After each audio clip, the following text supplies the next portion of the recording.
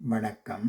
கேடி Ottawa என்ற இந்த சேனலுக்குரிய இப்பதிவினை முதற்தடவை பார்ப்பவர்கள் அல்லது ஏற்கனவே பார்க்க தவறியவர்கள் சப்ஸ்கிரைப் பண்ணி பார்க்கும்படி தயவுடன் கேட்டுக்கொள்கிறேன். அத்துடன் உங்கள் லைக்கினை தெரிவிப்பதோடு ஷேர் பண்ணுவதையும் கொமெண்ட்ஸ் பண்ணுவதையும் மறந்துவிட வேண்டாம். அன்புடன் கணேஷ். வாழ்க்கையை புரிந்து கொள்ள 3 இடங்களுக்கு செல்லுங்கள். முதலாவது மருத்துவமனை. அங்கே போனால் ஒரு உண்மை தெரியும்.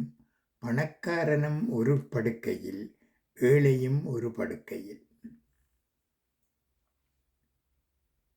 இருவரும் ஒரே மெஷினில் இணைக்கப்பட்டு கொஞ்ச நேரம் கூடுதலாக வாழ யாசிக்கிறார்கள்.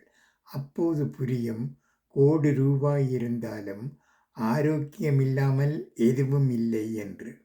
உண்மை, ஆரோக்கியமே முதலில் செல்வம், மற்றதெல்லாம் வெறும் சத்தம். இன்று உன் உடலை கவனிக்கிறாயா? சாப்பாடு சரியாக சாப்பிடுகிறாயா? தூக்கம் சரியாக தூங்குகிறாயா? உடற்பயிற்சி செய்கிறாயா?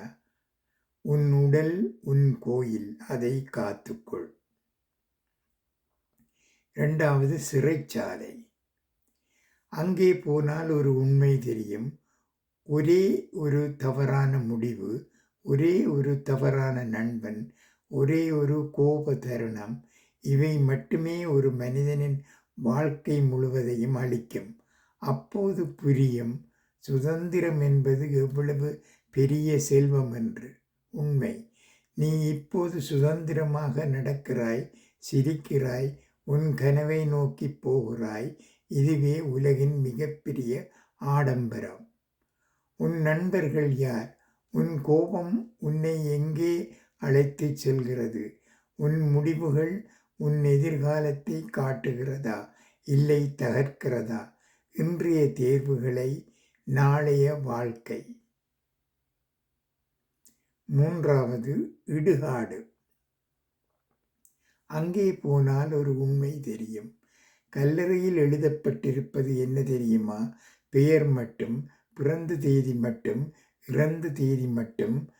அங்கே பணம் எழுதப்படவில்லை, அதிகாரம் எழுதப்படவில்லை, வீடு, கார், பதவி எதுவும் இல்லை. அப்போது புரியும், வாழ்க்கை எவ்வளவு குறுகியது என்று. உண்மை, அந்த 2 தேதிகளுக்கு நடுவே உள்ள கோடுதான் உன் வாழ்க்கை. அந்த கோட்டை எப்படி நிரப்புகிறாய்? அன்பு கொடுத்தாயா? யாரோடாவது நேரம் செலவிட்டாயா? உன் கனவை நோக்கி நகர்ந்தாயா? உலகை கொஞ்சமாவது நல்லதாக மாற்றினாயா? நினைவில் இருப்பது செல்வமல்ல, அன்பும் நேசமும் மட்டுமே. இந்த 3 இடங்களுக்கும் செல்வது ஒன்றே ஒன்றுதான். மருத்துவமனை சொல்கிறது, உன் உடலை காத்துக்கொள். சிறைச்சாலை சொல்கிறது, உன் முடிவுகளை கவனமாக எடு. இடுகாடு சொல்கிறது, உன் நேரத்தை வீணாக்காதே. இன்றே யோசி, நீ இப்போது வாழ்கிறாயா, இல்லை வெறுமனே நாட்களை கடத்துகிறாயா? உன்னை நேசிப்பவர்களிடம் போய் பேசு. உன் கனவை இன்றே தொடங்கு. சின்ன சின்ன மகிழ்ச்சிகளை கொண்டாடு. யாரையாவது இன்று அன்பாக அணைத்துக்கொள். ஏனென்றால் நாளை என்பது உறுதியில்லை, இன்று மட்டுமே உன்னுடையது. இந்த 3இல் எது உன்னை அதிகமாக தாக்கியது? கமெண்டில் எழுதவும்.